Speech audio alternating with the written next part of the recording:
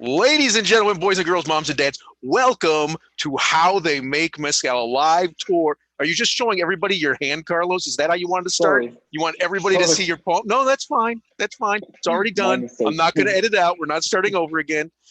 So we are doing a live tour of a Oaxacan Palenque, which isn't nearly as live as any of us except Carlos would like. I want to thank everybody for giving up your Friday night for me, for us.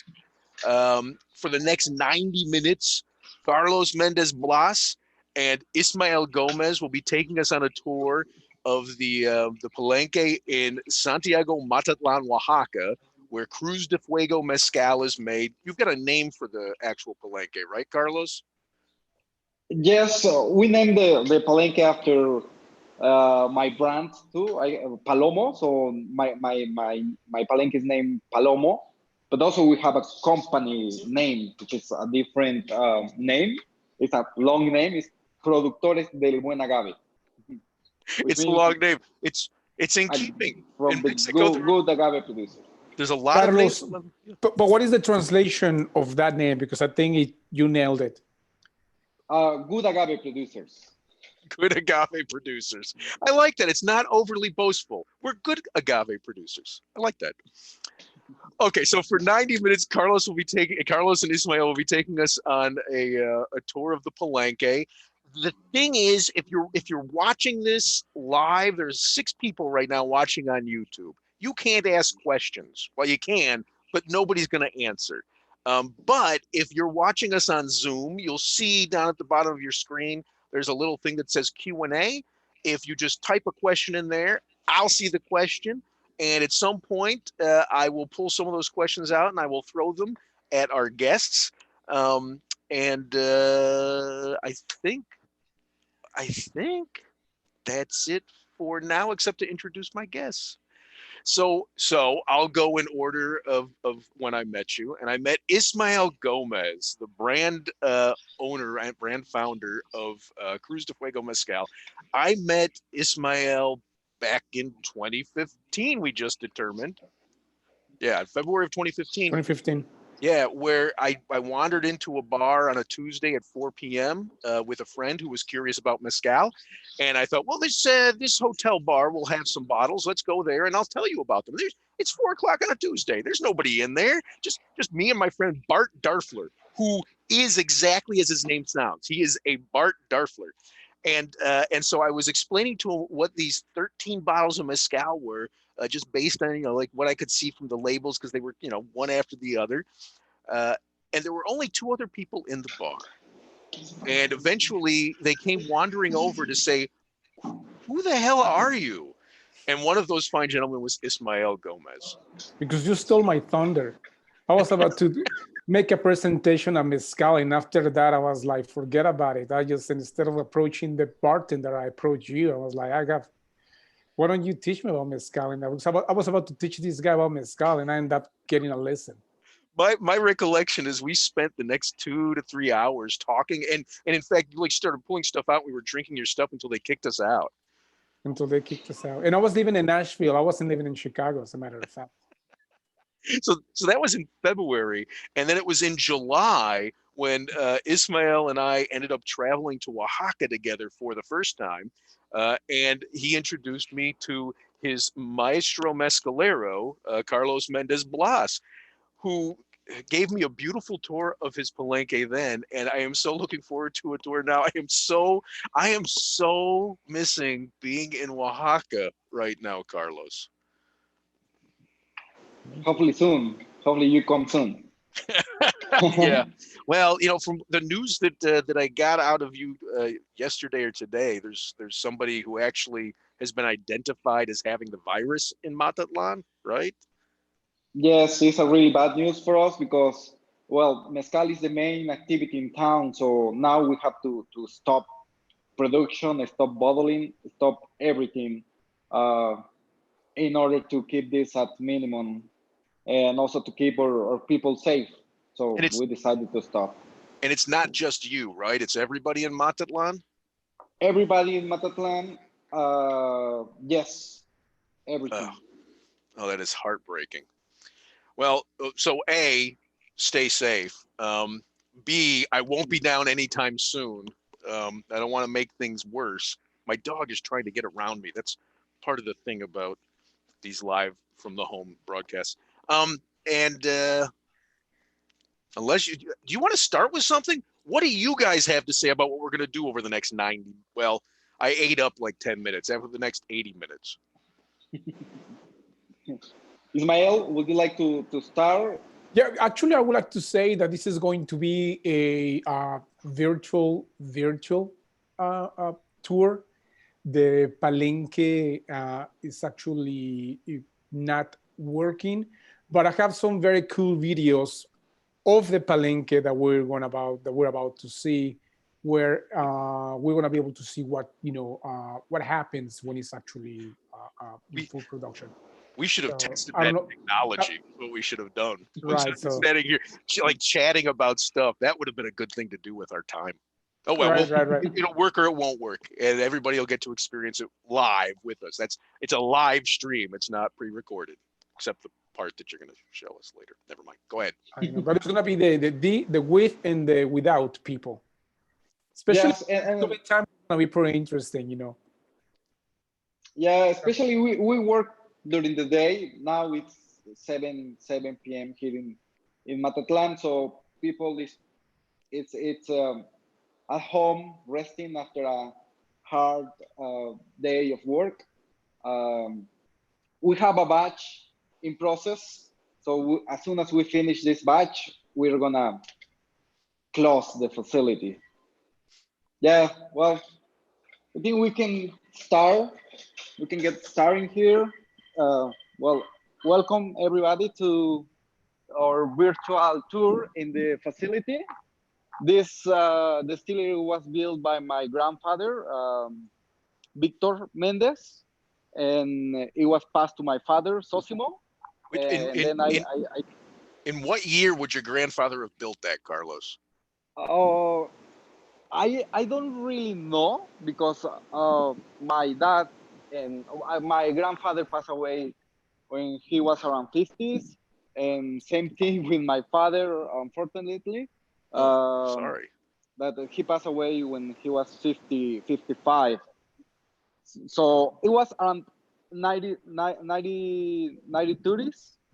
when my grandfather built the distillery. Wow. Okay. I'm gonna change the camera so you'll see.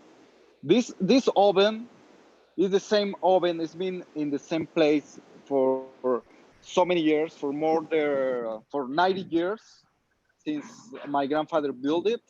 Right now we have agave in there. We have 14 tons of espadín agave cooking. So it's gonna be there 2 more days. And can you just, because I'm guessing a lot of the people who are watching understand the process, but can you just explain what's underneath that mound of dirt? Like what happened before this thing that we're seeing? Yeah, when it's empty, it's a rock pit where we put wood.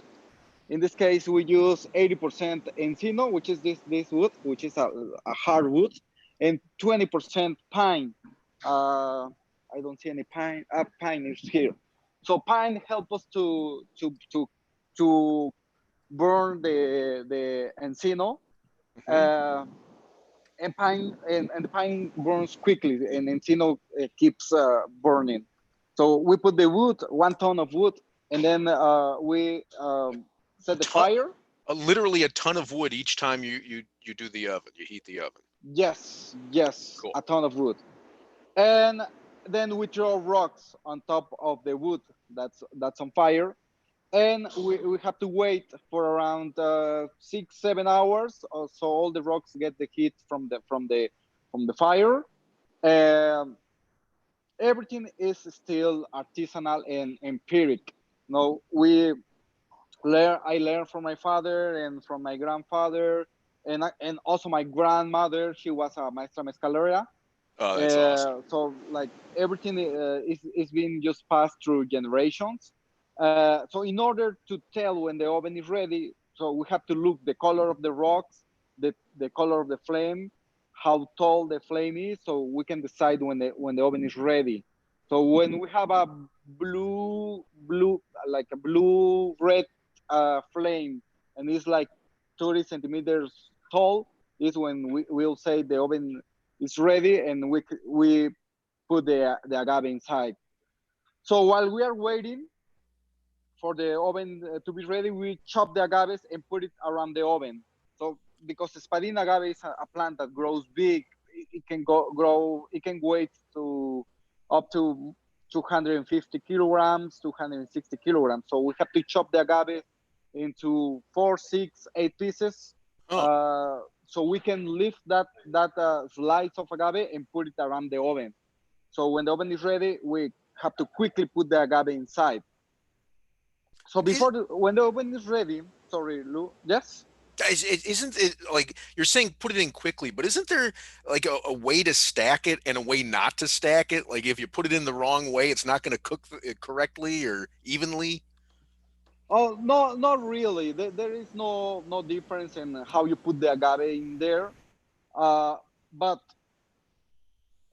there is a big difference on how much agave you'll put in there if you just throw it. So we Gotcha. have to, Okay. there is a way of how we throw the agave inside the oven, so we can fit more agave in there. So Got it. that's the fact about putting the agave inside the oven. So before we put the agave, because we have the red rocks um, on fire, we cover like the stronger heat. We cover it with some bagazo that we get after distillation. So we cover the fire with some bagazo, and then we throw all the agave in there. So the spent agave fibers would be from a previous distillation would be the bagasso. Yes. Yeah. And Oh, when all I've got it. Oh, hey, sorry. Oh, hang on. I got a question, Carlos. I got a question. My very good friend Remus, whose name means rhymes, it turns out. So I'm going to call him DJ Remus. Asks, where did you get your espadine? Where do you source it from? uh, this one that is inside the oven, it comes from a field in Matatlan. It's like 10 minutes away from the distillery. It's a field very close from the distillery. But It, we get the agave from different areas. We get agaves from Miahuatlan. We get agaves from the region of Yautepec. There mhm. are lots of towns. Santana Tabela is one of the towns where we have lots of agave. Uh, what's the other town? El Camarón. Are But you we do get you, agave from different areas. so sometimes you're buying from a farm, sometimes it's from your own farm? Yes, this one that we have in the oven is from my own farm, and it's an agave that is 11 years old. And Oh, we have only capones, and mhm. we cut the quiotes February last year. So these agaves that we Oh, have in there were like super fully mature, the wow. most mature agave. So yes, So you caponed it, you neutered the plant, and you let it sit for over a year. yes, Wow. and because of the weather and the soil in this area, it can last more than a year in the field after we cut the quiote. But in other regions or in other like in Yautepec, we don't even get quiotes because the plant dies before the quiote comes out, and it's because of the weather. Wow. Okay. Yeah. So then we have, I'm sorry. I'm sorry, Carlos. We got another don't worry. question, and I would normally just ask it later, but we're right in the thick of this actual information. Lile asked, "What does it mean when you're neutering an agave? What does caponing mean? You want to Capone, give?" yes, capon or noodling the agave is castrating the agave. So when the agave reaches full maturity and it gets to the reproduction period, is when the quiote comes out. The quiote is a way of the agave to reproduce. So we chop the quiote, we cut the quiote, we do a castration of the agave so it doesn't reproduce with baby agaves or with seeds. Seeds.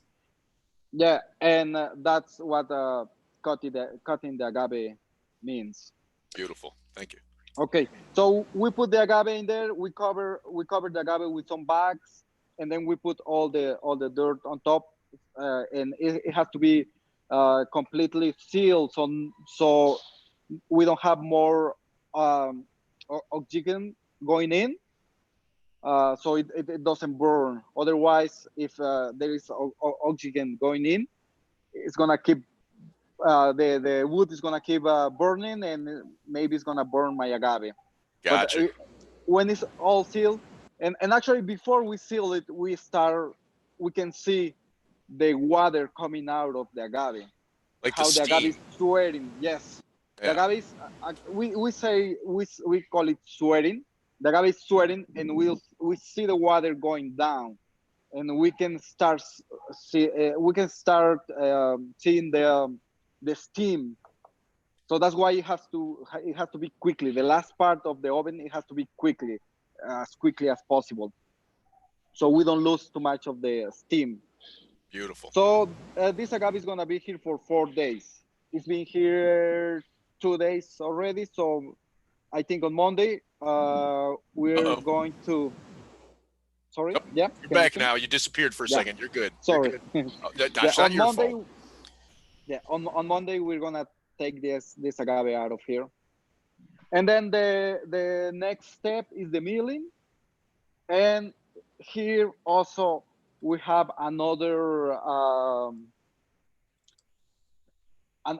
part of the process left by my grandfather. So he's the one that built this taona. Nice. The rocks are canteras. These canteras came from a town like 20 minutes away from Atatlan, Mitla. Maybe people that been here know the name of the town, Mitla. So, and Sure. it's famous because of the ruins. And everything is like here we call it muela, and I'm sorry, ceja, and the bottom part is muela. The Mhm. middle part is taza, and we call this volante, wheel, the rock. It's Oh, one piece of rock. Is the one that crushes the agave. how old So is that particular stone? Any idea? uh, just like 90 years. Oh, so this is the same one that your grandfather put in. Yes, it's the same one. Wow. It's the Wow. How does same it one. not wear down? That's remarkable. Yes, so I've noticed that this is getting thinner. Hmm. This is getting thinner. So maybe when he built it, it was maybe like this size. Yep. So maybe as we keep working, it keeps I don't know how to say it. So part It of just the rock goes yeah, goes it wears away. down. It wears down. Sure. Totally get that. Yeah. You know, I'm sorry. Can I just want to jump back a second. So you take the agave after 4 days, you take the agave out of that earthen oven. And then do you mill immediately, or is there something that happens between the tahona and the oven? We mill the next day after we take the agave out of the oven. So we take the agave out of the oven. We put it in that area where we can see some agave. Hmm. Chopped. That agave is already chopped. Hmm. So we put it there because since we have a continuous production, we have to get the oven ready for the next horneada. Um, then we storage the agave over there, and by hand we chop the agaves with the axe and the machete. We chop the agave, so when it's cooked, it's softer. So we have here some machetes and the axe Nice. that we use to chop the agaves.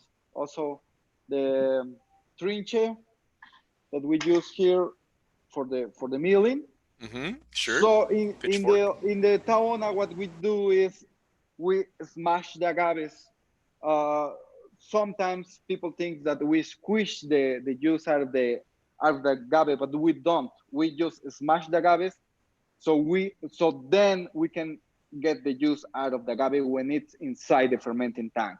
So this is an empty fermenting tank. Hang on a second. Before we jump over to the tank, Ismail, did you said you had video of the Tahona in operation? I do, Lou, but I'm actually disabled to show the share screen. Can you? Yeah. I think I. Oh, here we go. You should be good. You got it. Okay, perfect. So I'm sharing the screen now.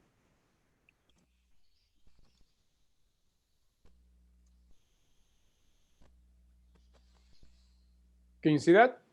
Yes, I want some music behind it though. Is there any music? Nothing.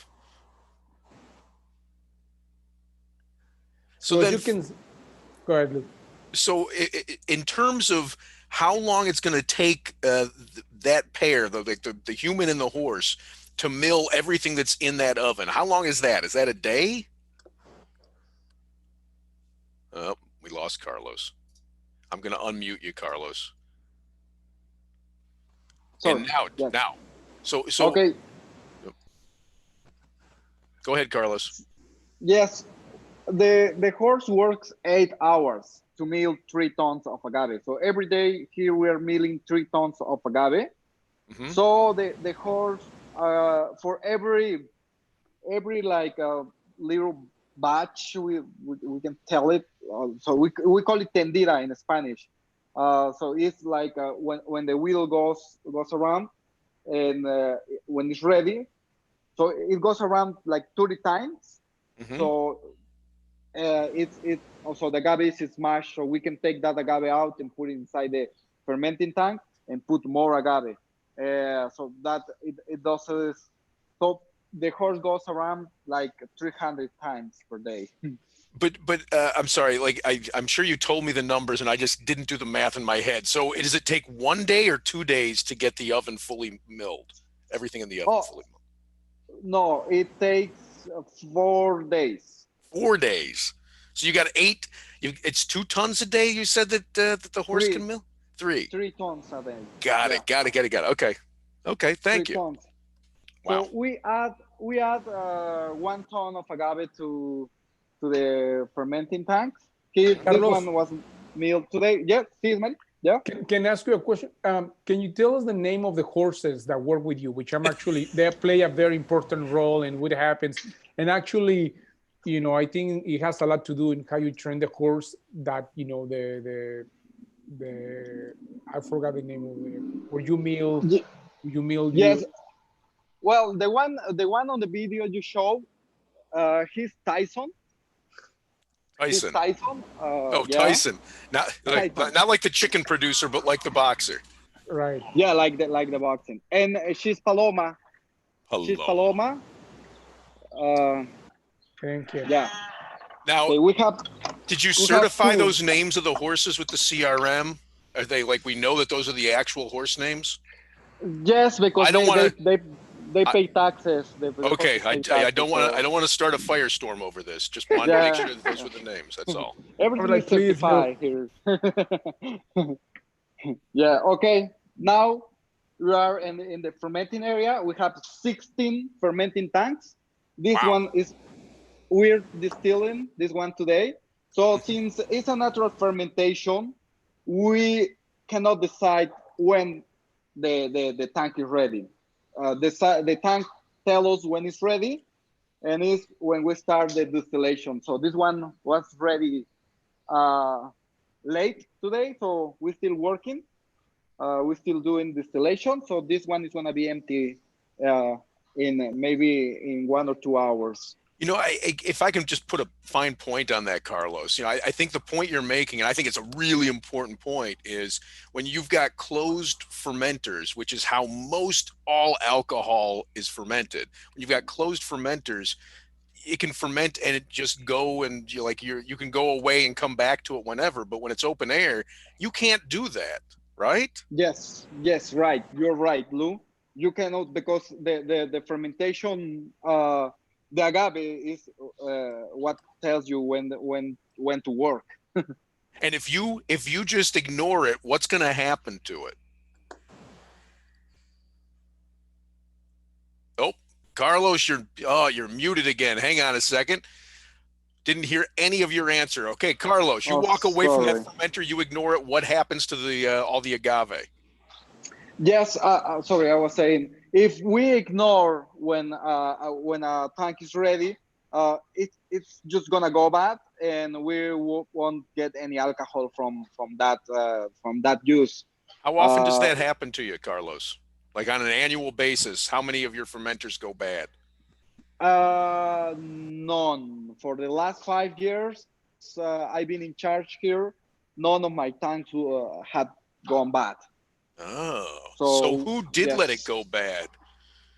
Well, it happened. I remember I was maybe like, I don't know, 12, 13 years. Yeah. And the guy that was working with us just got drunk and didn't work. So it got bad. Oh, Yeah, okay. but No more drinking in the Palenque. Got it. Happens to yes, the best. it's a really bad story because I was the one that got all the guilt. Yeah, well, here we have the milled agave, 1 ton. So tomorrow, this one was milled today. Tomorrow, we're gonna add hot water around 40, 50 Celsius degrees. We're Okay. gonna add 200 liters of hot water. So this water is gonna help us to start the fermentation. As you can see, these tanks, as soon as it gets empty, we try to the next day add more more agave, so the yeast keeps working, and the hot water helps the yeast to accelerate the process of fermentation.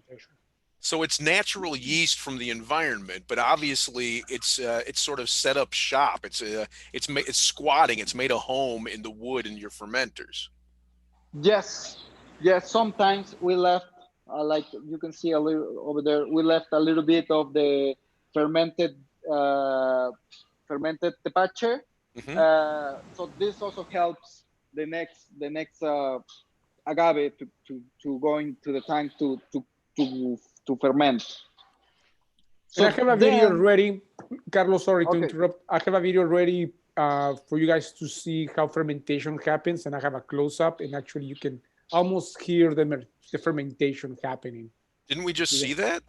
Oh, I did. I don't know if was actually you were able to see it. Sorry. No, I thought it was really elegant the way you did that, and All right, then you cool. blew all the elegance, Ismael. All right, sorry. Then.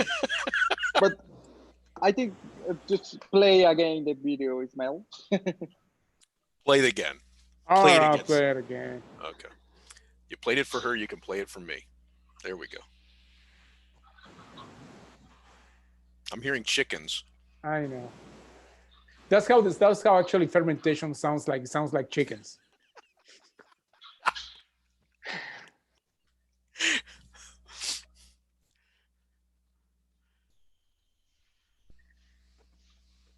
Forget about the fly. They like sugar too. All right. Thank you, Ismael. Okay, Carlos, it's Carlos, back on thank you. you, brother. Oh man. Okay, Here all we you. go. Okay, so the next day after we add the hot water, we fill the tank with tap water, with the water from the well, and that's the video that Ismael shows is when we just finished doing the formulación, which well, we call it formulación, and what we do is we do, well, several things. One of them is to get the juice out of the fiber, to separate the juice from the fiber, and we mix the juice with the water. So with our hands, we wash all the fiber, so the juice gets mixed with the water, and the fiber goes to the top, and the juice keeps at the bottom. So this helps us to keep the bottom part warmer, and to have like a more consistent fermentation. Also, what we're doing by adding more water is we are diluting the sugars, the sugar content, so the yeast uh, can eat it more properly. It's like I always imagine. I always like to put the example of the bread. You have a big bread. Well, it won't fit in your mouth, but if you chop it or you cut it into slices, you can easily eat it. It's the same thing with the sugars here, that we are breaking the sugars by adding water, so the yeast can eat it easily. And and when the yeast eats the sugar, what's it doing, Carlos? I'm realizing we said this, we said fermentation. We never really explained what's going on. Yes, sorry, I Oh no, forgot no, that. I'm as Yes, guilty as you. what we're gonna do with the fermentation is that we're gonna turn the alcohol. Sorry, we are gonna turn the sugars into alcohol. Into So alcohol. after 6 days of uh, the agave being inside the tank is when we're gonna have the agave fermented, and we're gonna have alcohol in the tank. So And you depending on the sugars of my agave is the alcohol I'm gonna get. So usually my fermented stuff is gonna have around 10, 12 ABV, oh, sometimes less, depending on the sugars. so So so 10 to 12% alcohol by volume, which means you've got somewhere between 88 and 90% water. yes, yes, that's right. And That's that's right, and you would use the word tapache. That's basically that's what you're talking about. You've got like a 10% ABV tapache. yes, yes, that's right. This one was formulated today. So hopefully we can see the bubbles. Okay,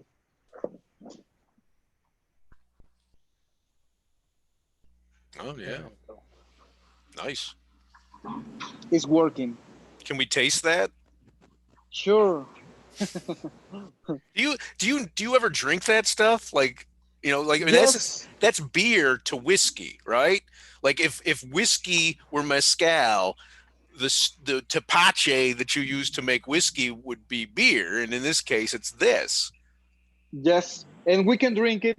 We well, it has a really high content of I forgot the word, but it's gonna give you a really bad stomach ache if you drink too much.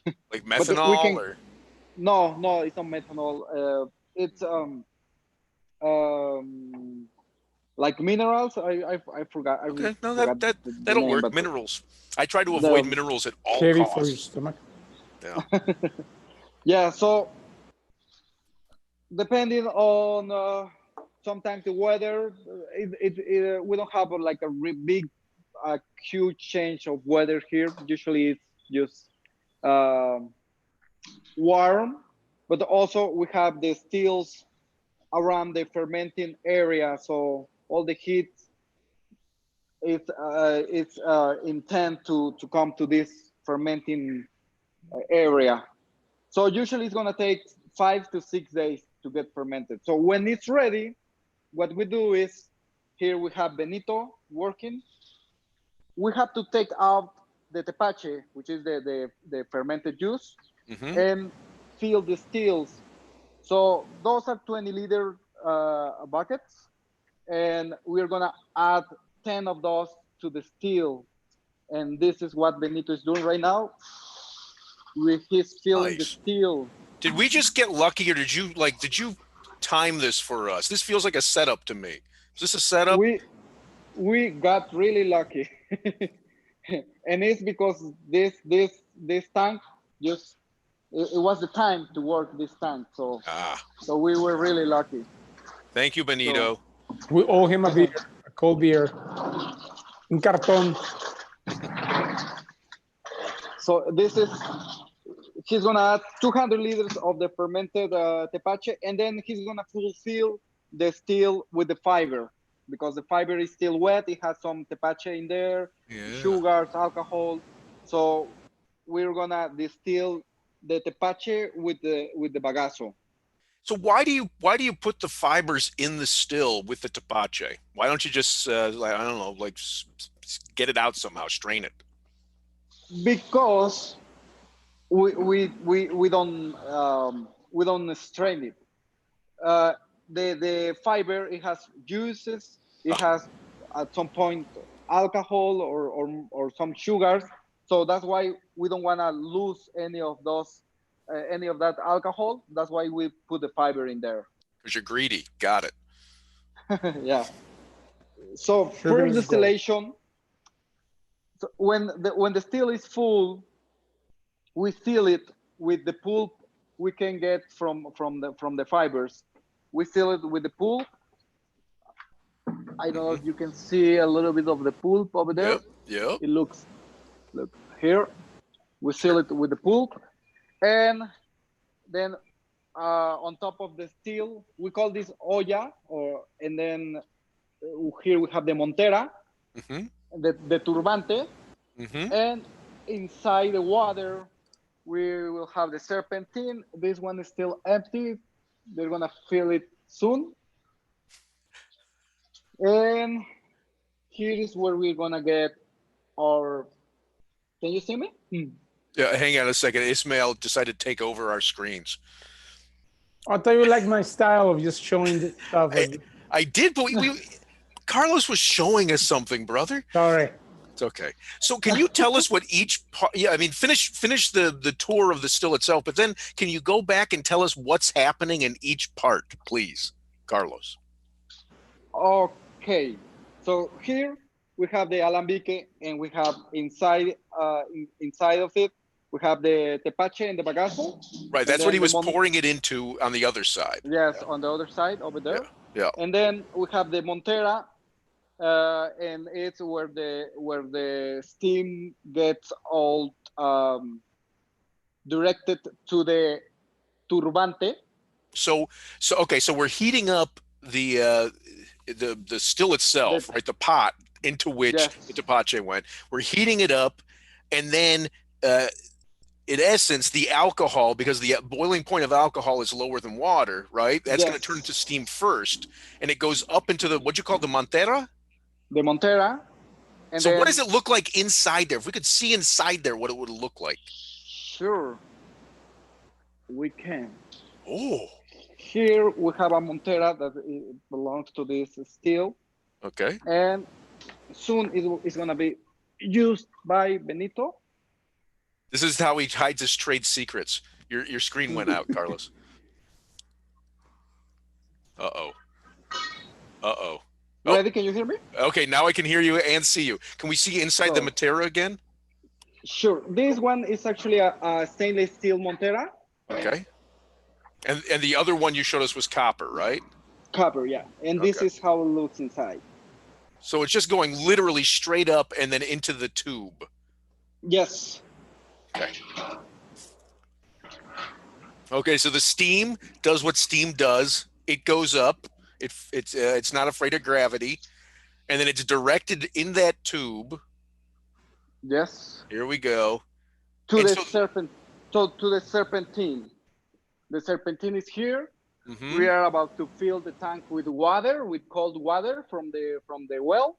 mm-hmm. And then when the steam gets to the serpentine is where it turns into liquid, so into mezcal.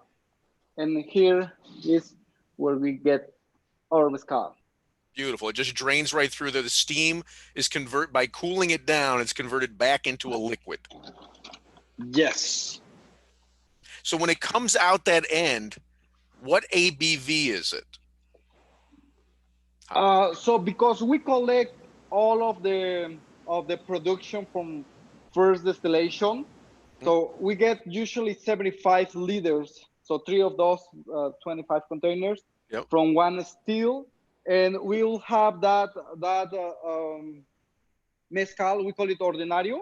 Mm-hmm. We'll have it around 20 to 25 ABV, Gotcha. So there's still a and lot of we water in there. yes, there is a lot of water in there, and we collect it into these small tanks we have here. Also, we are trying to move everything to stainless steel.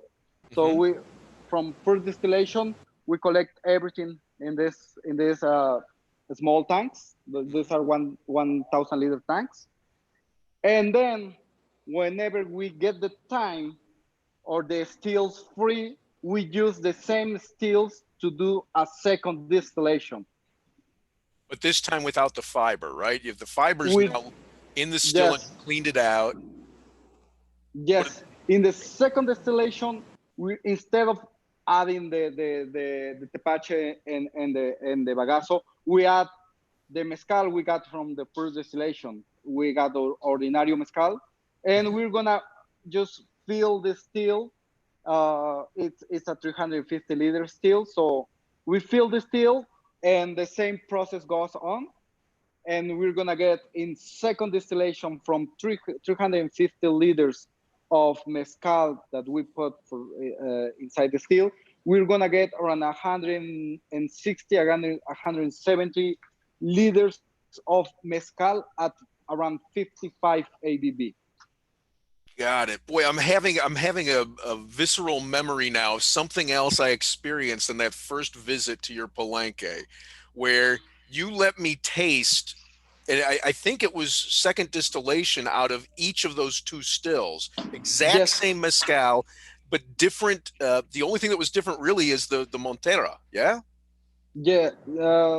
I don't remember if in that trip I had this stainless steel Montera. I think it was copper. There was definitely one stainless steel, one copper. I remember that Oh, because okay, I was okay. I was so shocked because one side, I want to say the copper side, tasted to me like caramel, and the other Mhm. side tasted like sour apples. And it was, I remember it being so beautiful that the same thing goes in and the same process, and just one piece of the tool is different, which creates this whole different result. Oh, Yes. Okay. yep, Here I am. yep. Yeah. Okay. Uh, to be honest, I haven't tasted any difference, or I haven't put attention if there is a difference with the Montera, with the stainless steel Montera and the copper Montera, Yeah. because we also have, uh, I think we have two serpentines that are copper, but also we have some of them. No, sorry, it's three and three. We have six stills in the distillery. Three Hmm. three of the condensers are copper, and three are stainless steel, as you can see here. Ah, And it's because of uh, how to clean them, the serpentine. So it's the ones that are stainless steel. We just put pressure water and and we wash it, we clean it.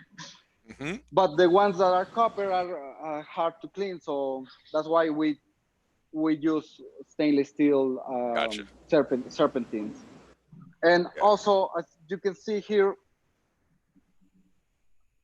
I can you notice the color? Oh, I can't, but I'm old. Maybe somebody younger can. Oh wait, it's bluish. Is that bluish? Yes, and that's copper. Ah. Oh, that's interesting. Yes, and I'll show you another one that is from a stainless steel serpentine. Uh-huh. Oh, So you it's do you see the difference? yeah, it's sort It's of darkish it's blackish.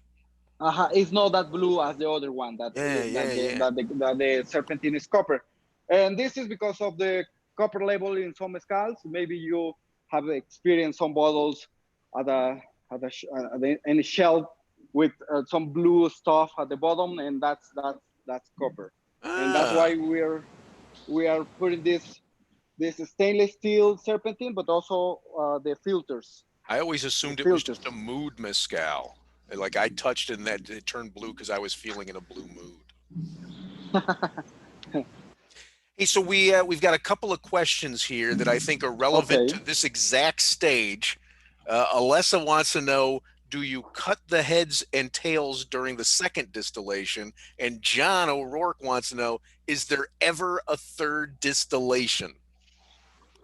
Yes, in the second distillation is where we cut heads and tails. So here, because we have tested our methanol levels and superior alcohol levels, so we have get to the point that we decided to take 1 liter of tails, and then 1 liter of heads, where we have our higher level of superior alcohols, and then we usually take 25 liters of the tails. So heads and tails, it's alcohol, it's money, so we don't throw them away. We just redistillate them. So we keep redistillating all the time heads and tails. That's what we do with heads and tails. And also we can do tour distillation. Usually I'll do my mezcal de pechuga with a tour distillation, because before the tour distillation, the water is, so before the tour distillation, I add my recipe into the mezcal. Yep. And I leave it there for a while, and then I do the tour distillation. Why have you ever tried doing the pechuga where you just throw the recipe in during the second distillation? Why do a third? I haven't tried it, and it's because I just don't want to break my dad's tradition of doing 3 distillation with the pechuga. But maybe I can try with something different. But, sure. It's something I've been wondering and I've been wanting to do, but I'll do it. I'll do it someday. Nice. Yes. So everything from second distillation, we also keep putting it inside one tank that is all the way behind it, all the way to the back. It's another stainless steel tank where we put all the mezcal we get from second distillation, and after there it goes to the bottling plant that is right across the street. Yeah, I'm glad you said that, because it makes me think now back to the that full oven. So roughly how many liters, using the espadine, right, that you're using now, roughly how many liters will come out of that? Was it a 12-ton oven? It's gonna be around 1,000. I'm sorry, 1,200 liters at 55 ABV. Gotcha. Thank you. So because we're using only fully mature agaves, these are the best agaves we can get. We have our production in a really high in a really high how you say it. Are you saying you're really high every time you produce mezcal? That too. With mezcal. But no, what I want to say that, because we take, one of the things is that we use only fully mature agaves. Mm-hmm. The other thing that we take care of the process, of the whole process in every step. So we are getting around we're producing around 6.5 to 7 kilograms per liter at 45 ABV. Oh, wow. That's, normally I hear like 10 to 25 kilos per liter. So yeah, in espadín, the standard is 10 in espadín. And most of the people does 10, but there are lots of things that you have to take care of on in order to get a better production, a better, how you say yield? Rendimiento? Better yield? Yield. Yield? Yeah. Yield. Okay. They're probably sampling more as well when it comes out. Yeah, maybe. I don't allow them to try it here. Lovely. Yeah. And I got another question now from Alessa Geboff. How hot is it in there with all those fires going all the time? So here, I don't know. It just turned windy, so it was warm inside. But where I am now, I'm starting to feel cold.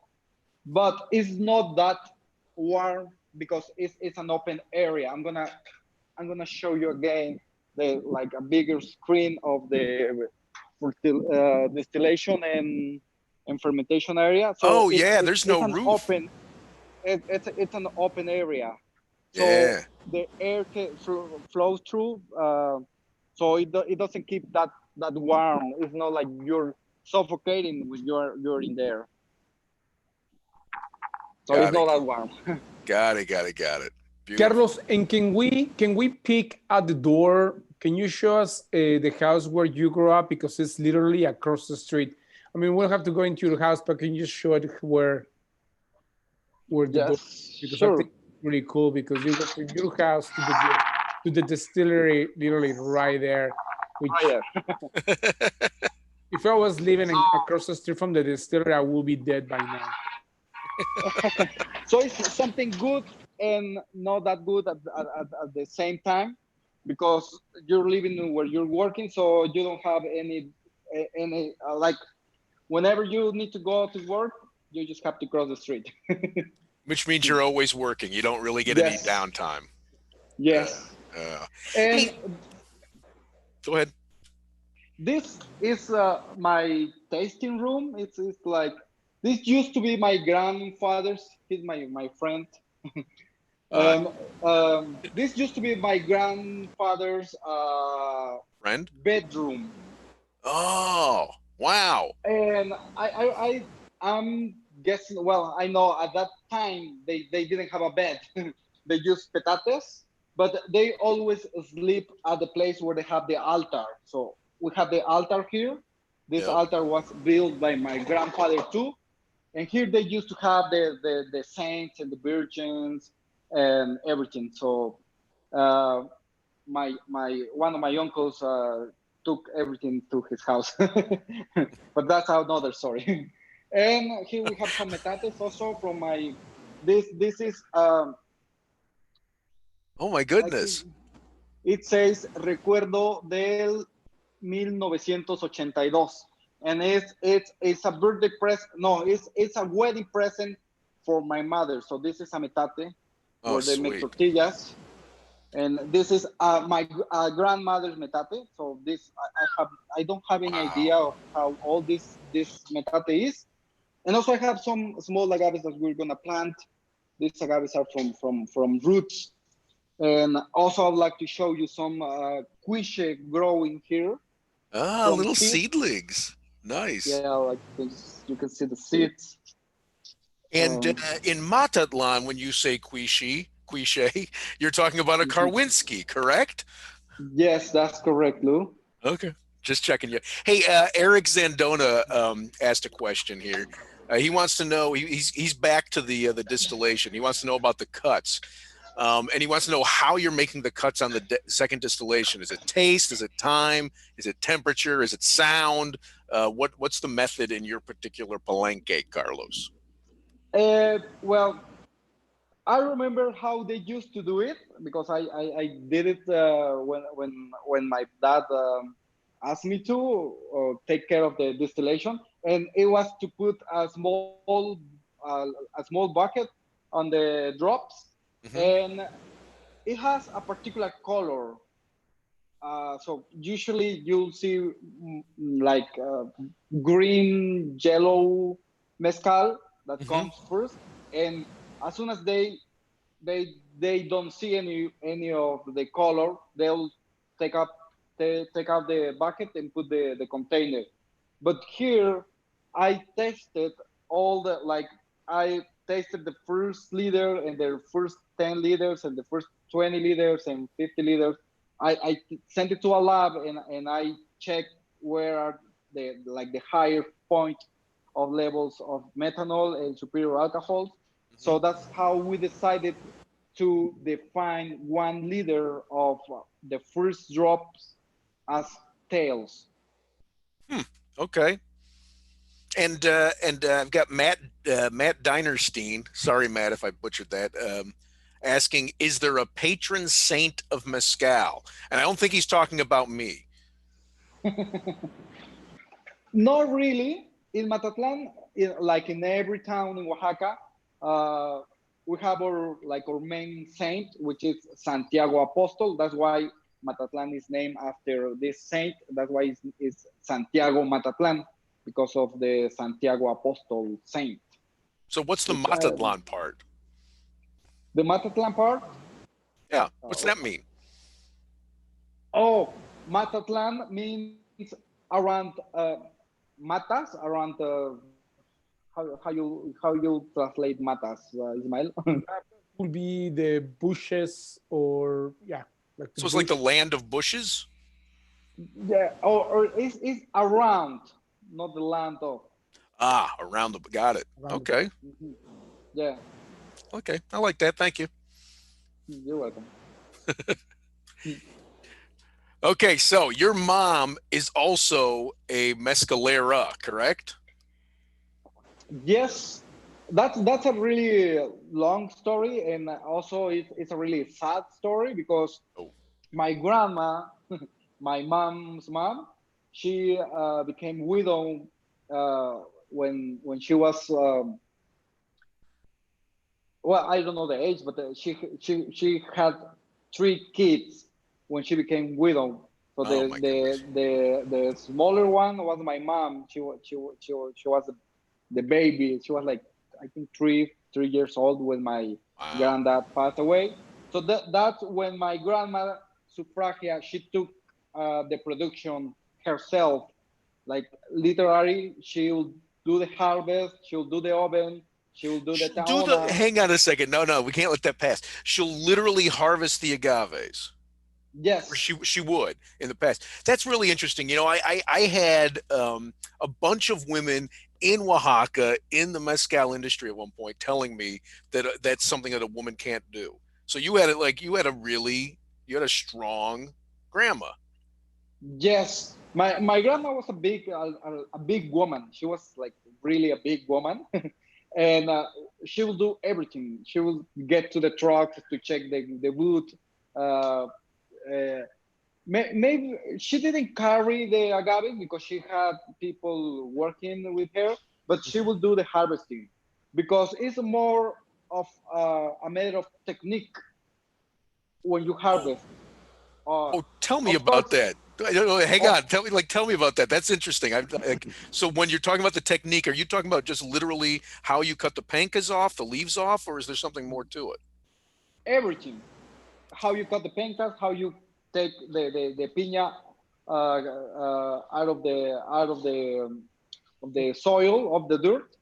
So everything. If you don't know how to do it, you'll have a really hard time doing it.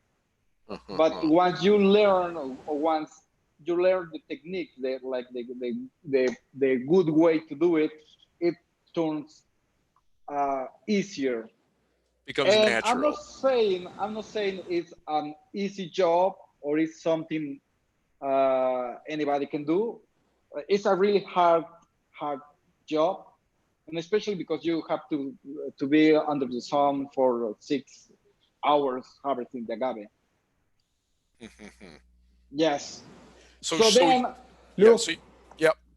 I would like to share a picture of Margarita, Carlos' mom, so everyone can Yeah, meet yeah, her. yeah, please. That'd be great. All right. So, there's-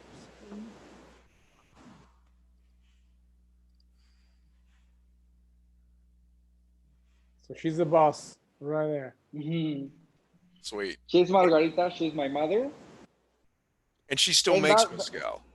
yes, yes, because she's still living here across the street. And actually, that's a fancy picture. If you just uh, come randomly to the house, she's always like in working clothes. Wait a minute. She's always very nice dressed every time I see your mother. And how did you guys meet each other? So I'll that's let go ahead, Carlos. I'll let Ismael explain it. Tell So, the story. uh, so when I decided that I wanted to get into the world of mezcal, I started traveling to Oaxaca. I started with tequila, which is where I'm from.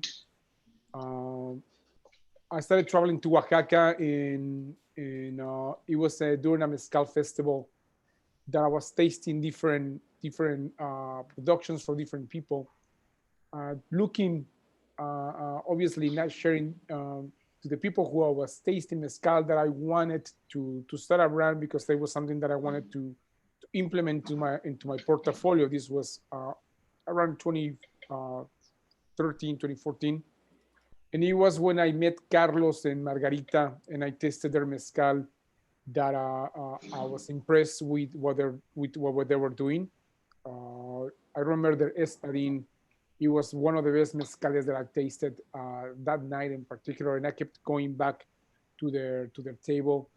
And once I tasted almost every mezcal during the mezcal festival, I realized that it was them that I wanted to work with. I told them the real reasons why I was there, and I wanted to start a brand, and I wanted to start a brand together with them.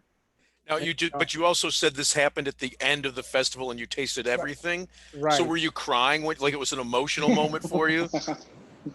Yeah, not necessarily. The crying happened after, but no, it was mostly laughs and smiles after Carlos said that he wanted to work with me, and we started Cruz De Fuego together, and here we are 5 years later, selling mezcal, educating people about what this beautiful spirit is about, the culture of Mexico, and the different spirits that you can find within our beautiful country. Amen. So we've got a question that I think actually just naturally leads.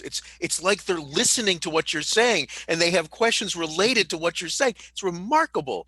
So Amy and Craig asked if there are any other agaves that you use to make mezcal, and of course, like you don't just have espadin. What else? What else do you guys use? With here, we are lately producing like 95% of espadin, but we also produce tobala only during dry season. Tobala, cereal, madrecuiche, mexicano, and tepestate.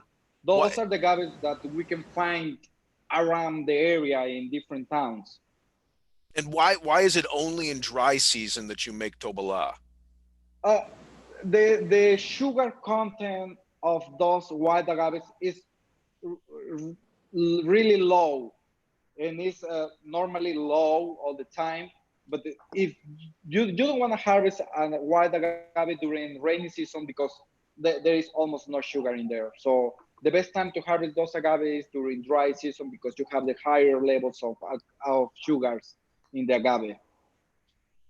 Interesting. So even after you've caponed it and it's sitting in the field for that long, the sugar content is going to go up and down On the based on water. the weather. Wow. Okay. Interesting. Yes. Yes, even though this is a capone, and if it rains, it's gonna absorb water, so the sugars uh, kind of go away, and then when it gets dry, all the sugar gets back into the agave. So I know that I'm sure you love the espadine. Does it frustrate you that 95% of what you make is espadine, or is that cool? It's for me, it's totally cool. Espadín is the mezcal I drink all the time, so also that's why also espadín is the mezcal I make almost all the time. Ismael? You know what? I used to think that, and I think this is mostly ignorance. Because things get too romantic, and you start thinking that just because you're drinking a wild sourced agave like a tepestate or an arroqueño, it's gonna make it better. But I find out that it's not necessarily truth. It's about knowing what you are doing. Some of the best mezcales that I ever tasted are espadin, which is not about the agave. It's about what you like. It's about how you make the mezcal, and obviously there's many other factors that play uh, in order for you to have a good distillation. But to answer your question, I love espadín.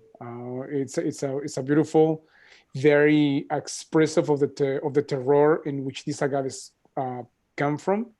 Not to mention that is one of the agaves, and correct me if I am wrong, Carlos, is one of the agaves that has the most sugar content in it.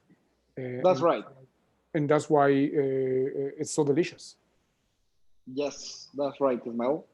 So also, Lou, and now that we're talking about different varieties, uh, one of the things I admire about you, Lou, is how you express the flavors of the different mezcals from different agaves. It's something that as as a I'll say as a Matatlan guy, it's hard to me. It's hard to me to define all the profiles that you all the flavors that you can describe from one mezcal from different varieties. So for us, it's most like what we're familiar to. You know, it's funny you'd say that because I actually think I'm usually pretty awful at it. You know, most of the time when I am drinking agave spirits, to me they express themselves primarily as colors. And there are like tepestate or tepestate, depending on where you are. Like for me, when I asked some friends once to grab for me some unblossomed buds from a tepestate quiote. And what I would do for like a long time, for the first few years I was traveling down to Oaxaca, I would get a little glass flask and I would put the buds in there from one kind of agave, and then I'd pour the spirit in so I could bring them back across, and I could use those as tools to talk about the different varietals of agave. And so I asked some friends if they could grab me just a few buds from a tepestate quiote, and they were like 2 hours late showing up to meet me, and I was getting so frustrated. And then they show up carrying the entire quiote, like this. Yeah, there's just like literally thousands of flowers and blossoms, and I, you know, it was like that poor tepestate died in vain. I didn't need that.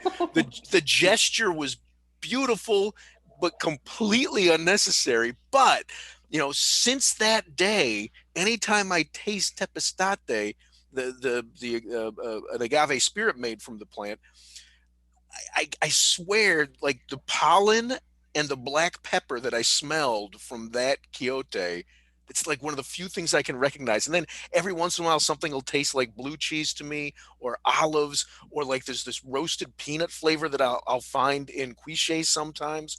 But by and large, it's not flavors, which is why seeing your stills, I had that very vivid recollection of a time where I actually did taste something that wasn't just a color.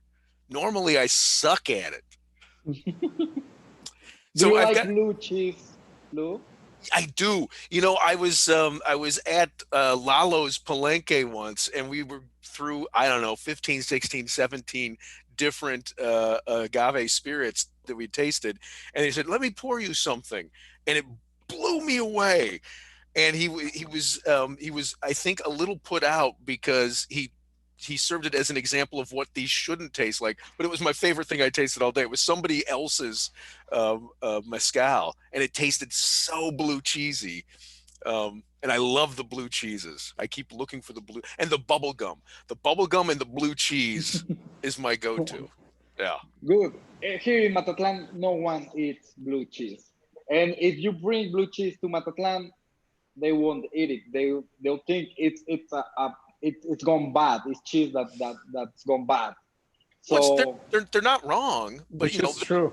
They're bad. There's bad and there's bad. Like I think. I mean, this is fermentation, right? Fermentation is literally something going a little bad, and it can result in these wonderful flavors. You just have to embrace your bad side, Carlos.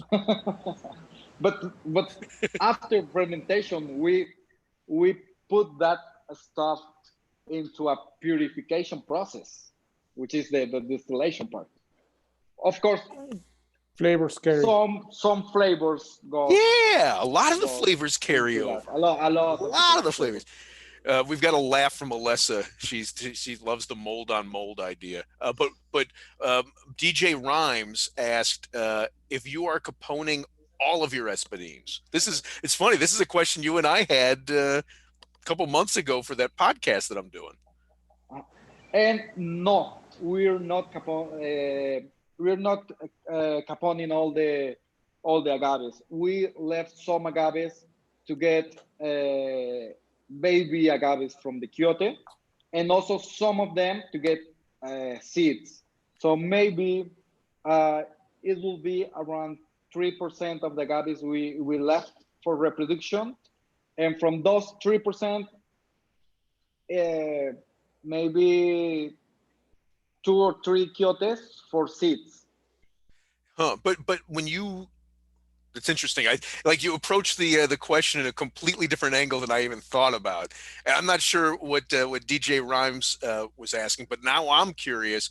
When you are using the espadine to make mezcal, do you always capone, or do you sometimes pull them up before caponing?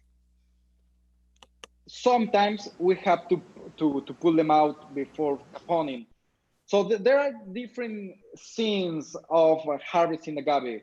Like if you go to Yautepec, you will almost never get capones because of the weather over there. If you let it, when we reach maturity, it starts dying before the capone, before the quiote comes out. This is the weather you were talking about earlier. Got it. Yeah. Yes, but here in Matutlan, because of the weather, we can get quiotes. And sometimes we rent fields, or sometimes we partnership the land owners, and we define a period of time where we can have the agave on the fields. So sometimes it happens that the owner will say, okay, I need the field, so take all your agave out. So maybe we don't have all the capones, but it's mature, so we have to take out the agave. So there is another name of mature agaves that we call it pabilo. Pabilo means when the middle part where the quiote is gonna come out is tiny, it's thin, we'll say it's closed. When the mesontle, which is like the middle part of the agave, when the mesontle is closed, that agave is it's preparing. pabilo. It's preparing to shoot the quiote, but it hasn't done it yet. Yes, so that's when we can harvest that agave. Got it. Interesting. But also, we don't like to work with agaves that the quiote is already coming out, because that part of the agave, when we cook it, the flavor is it's like acid, like sour. Yep. So we don't like to use agaves that the quiote is coming out. So we prefer to just cut the quiote and leave it there for a while. So when you say, that's really interesting. Sorry, and if I'm getting in the weeds on this, just stop me. But in essence, if I hear you correctly, you're caponing before you ever actually see the quiote coming up. You're caponing as it's forming that, closing in on itself. No, we have to cut the quiote when the quiote is around 1 meter tall. Oh, wait a minute. Now you're confusing me. I thought you just said that then, or are you just saying you cut that quiote out before you roast? Didn't you just say that if you leave it in, you get the acid flavors? Yes, I'm full bloom. Talking about the harvesting. Because we do an agave selection when we harvest. So if we see that agave, that the quiote is coming out from that agave, we can leave it there so the quiote comes out, and then we cut it. And I'm sorry. Actually, that's what we do. If we see the agave and we can see the quiote coming out, we don't harvest that agave. We wait the quiote to grow to 1 meter, and then we cut the quiote. Then you're caponing. That's the caponing. That's the capon. Yeah. And then you let it sit for sometimes a year. Yes. Got it. Okay. Okay. Yes. So we've got about 10 minutes left. Is there anything that we haven't covered that you feel these ladies and gentlemen and children deserve to know? I read your post, Lou, your invitation about this tour, Did I and do you were something wrong? saying no, nothing wrong. But you were Okay. saying about I got this like little impression of we're doing something different, but we're not. We're doing everything the same way my grandfather and my father used to do it, which is artisanal. But also we are uh, as a new generation, we are applying or we are implementing some other uh, like technology Mhm. or some other things that help us to get a better production from our agave, to get the best of our agaves, the most mezcal we can get from our agaves. One of the things is that is of course trying that the tepache it's the way that it's always been done, but also we now use a brixometer which we can measure the bricks, and And the I bricks would be brought it. the sugar content. Yeah, this is Yeah. the brixometer. We just put a drop and it gives us what's the sugar content of on our tepache. So we decided, because of the profile of our mezcal, we decided to um, to left or to leave 3% of sugars when we distill of or tank. So it's Beautiful. not like fully. It's not. We will say it is not dead. It's still Yeah. working a little bit when we Sure. start distilling. Yeah, no, that So makes it's sense because it's going to take you three. time to Yeah, distill. Yeah. it's 3 bricks when we distill that tank.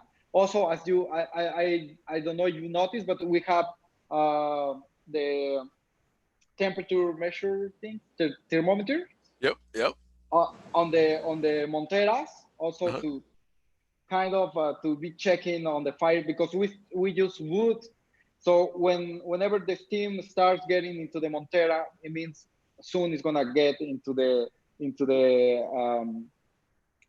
serpentine. So that's when we can start taking some of the fire out, because we don't like to cook it with a like a high fire. We can say. So, Got Carlos, it. what you're saying is that you cook them while they're still alive? I'm afraid yes. Okay, we got 3 questions, 2 of which are from the 4 questions. Damn you, Gabe. Okay, so real quickly, we run through these. Alessa wants to know both the flavor profiles of the different bottles. So I'm going to say yellow, green, orange, and blue. And do you have distribution within the United States of America? I'll answer that question. Yes, we are in 15 states throughout the country. I'm not going to name them all, but we are from New York to California and different states. So, And, yes. and do you have the answer to the states at your website, cruzdefuego.com? I don't, but if you can contact us if you need that specific information, I'll be more than happy to answer it. Gotcha. Okay. cruzdefuego.com. Okay. And then Eric Zandona is very serious about his spirits. He wants, God bless you, Eric. He wants to know, after distillation, do you purposely rest the spirit before or after proofing? Oh, can you please repeat the question? Oh, I'm sorry. Sure. After distillation, do you purposefully rest the spirit before or after you've proofed it? Oh, we don't have a line where we say let it rest before we proof it or So it's basically you're going to get it to proof to where you want it to be, and you're not going to let it sit in glass. You're just going to put it right into the bottles. yes. Gotcha. And you don't there's no wood aging. There's no wood aging. No, I don't do any wood aging, and neither glass aging. I don't do any aging. You still look about as old as you did when I met you 5 years ago, so that would be accurate. Okay, and then whoops, and then Gabe Lanza asks, "Do you?" Well, we know this answer. So yes, you make pechuga, and he wants to know if it's really distilled with raw chicken. He's tried some, and it does have a unique taste. I think at least I will speak about my pechuga. It never tastes like chicken, like raw chicken. It tastes like fruits or like anything you put inside the steel, except for the chicken, because the chicken doesn't go inside the steel. The chicken goes inside the montera. It hangs in the montera, so only the steam goes through the chicken. Yeah, and But, it's only the breast. It's not the whole chicken. It's only the breast. but you know, Can I so answer part of that question? please. Sure. I think in my experience, in the pechugas that I've tasted, and the ones that I tasted from Carlos, I think what I taste is the fat that you get from the protein, which makes it's not necessarily the chicken flavor, but the texture and the consistency that it gives to the mezcal, which makes it very unique. A little bit of schmaltz. It's got the schmaltz. Schmaltz, yeah. Well, I don't speak German, but yeah. So I think And it's no, more the texture and the consistency that the protein and the fat of the, regardless of the meat that you are using, is going to give to the mezcal. But and I agree with Carlos. I think it's going to be the fruit that it gives it more of the profile of the taste of the mezcal that you are, or whatever you're using. also, there are two stories about pechugas. I'll tell you like really quickly. One is that, and this is, I know it's true, that pechuga is made for special occasions. So weddings or birthdays, your birthday or any special occasion, you can produce a batch of pechuga. And that's how pechuga was invented. But also, I heard a story about why they use the breast, and it's because some of the ingredients that you use to make the pechuga are oily. So in the last part of the distillation, those oil can evaporate and can get into the final product. So that's why I don't know who decided to put a turkey breast in on the Montera, so the oils can stick on the breast and it doesn't go to the final product. So the breast works as a filter. That's why they put the turkey breast. And also, because Day of the Dead is a really big holiday in Oaxaca. Usually, after Day of the Dead, you have lots of leftover on fruits and sometimes food. So that's why you don't want to waste all the fruit. So you just make a batch of pechuga. Oh, and the still that makes so much sense. I love that. And these are all theories, right? Yes, These are yes. all I don't know the real story behind a it's pechuga. it's not documented. I like to think it was just a bunch of guys who were like they were checking the puntas as the distillation was going on, the heads of the distillation, and they had too much, and they just got crazy and they started throwing everything in there, the chicken. Like that's my personal theory. Maybe happen. Who knows? And my friends Amy and Craig have asked when they come to Oaxaca, which unfortunately won't be anytime soon, but when they come to Oaxaca, can they visit your Palenque? Sure, sure. You are welcome anytime after all this COVID situation is over. Yeah, yeah. I think unless you've got something else, I think that's a beautiful note to end on. Is it just Amy and Craig, or is everyone welcome? Everyone is welcome. Just let me know so I Okay. can make room. Okay. So thank you so much, Ismael, for arranging this. Carlos for hosting us this evening, giving us a taste of this beautiful place that all of us miss so much and want to get back to so quickly, and we're not going to be able to get back anytime soon if I'm hearing things correctly. And Jill says yay. So Mhm. thank you. This has been recorded and it's going to be live tomorrow. Everybody who received an email from me to log in is going to get an email with the link to this. I think that's it. Do you guys have anything else you want to? I just want to thank you, Carlos. Thank you, Lou, and thank you everyone who joined us tonight. It was a pleasure. And if you guys thank you. Terrific. Okay, guys, I will catch you at the next Copita. Cheers. Thank you, Lou, for doing this, and keep safe and keep drinking mezcal. Amen, brother.